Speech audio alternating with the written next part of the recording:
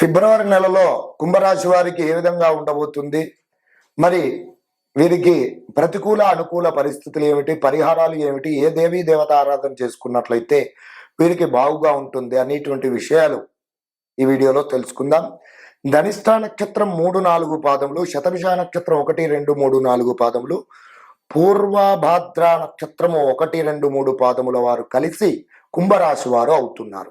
వీరి యొక్క జాతక లక్షణాదులు గనక గమనించినట్లయితే వీరు సుదీర్ఘమైనటువంటి సుందరమైనటువంటి రూపలావణ్యం కలిగినటువంటి వ్యక్తులుగా ఉంటారు. అందమైనటువంటి మెడలు కలిగినటువంటి వారు.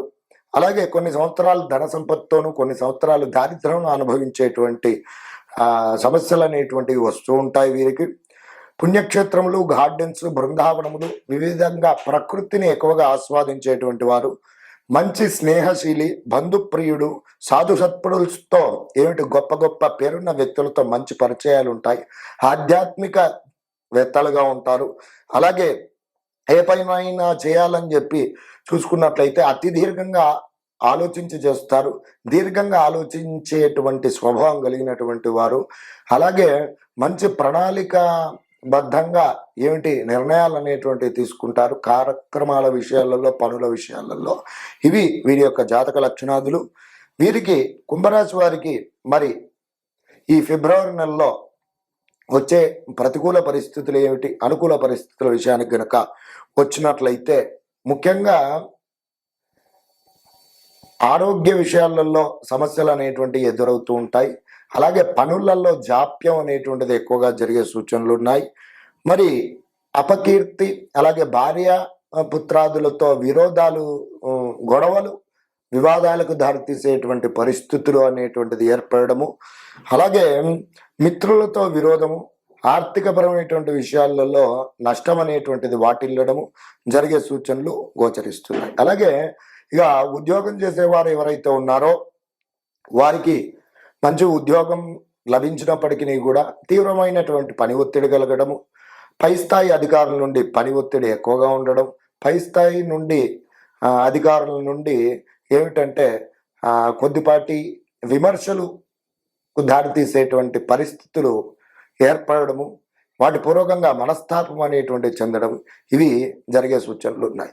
వ్యాపార విషయాదులలో కనుక చూసుకున్నట్లయితే వ్యాపారం అనుకున్నటువంటి అభివృద్ధి పదంలోకి రాకపోవడం పూర్వకంగా వ్యాపారంలో ఆర్థిక పరమైనటువంటి సమస్యలు ఏర్పడి కాస్త వివాదాలకు చోటు చేసుకునేటువంటి పరిస్థితులు ఏర్పడి రావడం, భాగస్వాములతో చేసేటువంటి వ్యాపారంలో ఇరువురు గొడవలు పడడము, వాటి పూర్వకంగా కోర్టు వ్యవహారాదుల వరకు వెళ్ళేటువంటి సూచనలు గోచరిస్తూ ఉన్నాయి. అయితే ముఖ్యంగా ఈ కుంభరాశి వారు ధైర్యము అనేటువంటిది బాగా ఏర్పరచుకొని విడవకుండా మరి చక్కగా దైవ అనుగ్రహం చేత పనులు పూర్తి చేయాలని చెప్పి సంకల్పం చేత, మనో సంకల్పం చేత కార్యక్రమాలైతే నిర్విరామంగా చేస్తూ ఉంటారు. పనుల విషయాలలో తీవ్రంగా కష్టపడి మొత్తం మీద కార్య సాధన చేసేటువంటి అవకాశాలే గోచరిస్తున్నాయి. కానీ కార్యభంగములు మాత్రం ఎక్కువగా కలిగే సూచనలు ఈ కుంభరాశి వారికి ఫిబ్రవరి నెలలో గోచరిస్తున్నాయి. అలాగే వివాహం ప్రయత్నాదులు చేసేటువంటి వారికి వివాహ ప్రయత్నాదులు తప్పకుండా సఫలీకృతం అవుతాయి. పిల్లల ఆరోగ్య విషయాలలో జాగ్రత్తగా ఉండడం, అలాగే దీర్ఘకాలిక సమస్యలతో బాధపడుతున్నటువంటి వారు కూడా జాగ్రత్తగా ఉండండి. వాహనాదులు పూర్వకంగా జాగ్రత్త అనేటువంటిది అవసరం. ట్రావెల్స్ రంగాల వారికి అంతగా ఈ ఫిబ్రవరి మాసంలో ఆశించినటువంటి స్థాయిలో లాభాలు అనేవి ఉండవు. అలాగే పశు సంబంధిత వృత్తులు చేసేటువంటి వారు కానీ, రియల్ ఎస్టేట్ చేసేటువంటి వారికి కానివ్వండి, లాభాలు బాగా ఉంటాయి. అయితే ఆరోగ్య విషయాలలో, ఆర్థికపరమైనటువంటి విషయాలలో జాగ్రత్త అనేటువంటిది ముఖ్యంగా అవసరం అని చెప్పి చెప్పుకోవచ్చును. తీవ్రమైనటువంటి శ్రమ పడడం పూర్వకంగానే పనులు చక్కగా చక్కబెట్టుకుంటారు కాబట్టి ధైర్యాన్ని మనో సంకల్పం చేత ధైర్యం సడలింపు చేసుకోకుండా చక్కగా ప్రయత్నాలు చేసుకోవడం పూర్వకంగా మీ యొక్క పనులు అనేటువంటి అతి శీఘ్రంగా నెరవేరడానికి అవకాశాలు ఏర్పడతాయని చెప్పి చెప్పుకోవచ్చును. ఈ కుంభరాశి వారు ముఖ్యంగా ప్రతినిత్యం కూడా శనేశ్వర గ్రహ ధ్యాన శ్లోకాన్ని ప్రతినిత్యం కూడా పఠించండి. అలాగే శనికి తైలాభిషేకం చేసుకోవడము, మరి ముఖ్యంగా శ్రీ వెంకటేశ్వర స్వామి వారి ఆరాధన చేసుకోవడం, చక్కగా శనివారం రోజున వెంకటేశ్వర స్వామి వారి యొక్క దేవాలయానికి వెళ్ళడము, చక్కగా వెంకటేశ్వర స్వామి వారికి తులసిమాల సమర్పించడం పూర్వకంగా మరి స్వామివారి యొక్క అనుగ్రహం తప్పకుండా లభిస్తుంది. వీటితో పాటుగా ప్రతి నిత్యము కూడా మరి ముఖ్యంగా పనుల నిమిత్తం బయటికి వెళ్ళేటప్పుడు ఆ వెంకటేశ్వర స్వామి వారికి చక్కగా నమస్కారం చేసుకోవడం పూర్వకంగా మీ యొక్క పనులు అతి శీఘ్రంగా నెరవేరుతాయి. వీటితో పాటుగా చక్కగా దుర్గాపరచండి అమ్మవారి యొక్క ఆరాధన చేసుకోవడం, ఆ వెంకటేశ్వర స్వామి వారి యొక్క మూలమంత్రాన్ని ప్రతినిత్యం పఠించడం పూర్వకంగా మీ యొక్క ప్రతికూల పరిస్థితుల నుండి అనుకూల పరిస్థితులు ఏర్పాటు కావడానికి అవకాశాలు ఎక్కువగా ఉన్నాయి. అలాగే ఓం శ్రీం ఉపేంద్రాయ అచ్యుతాయ నమః అనేటువంటి నామాన్ని ప్రతినిత్యం జపించండి, ఉత్తమమైనటువంటి పరిణామాలను పొందండి. నమస్కారం. వ్యవహారాదుల వరకు వెళ్ళేటువంటి సూచనలు గోచరిస్తూ ఉన్నాయి.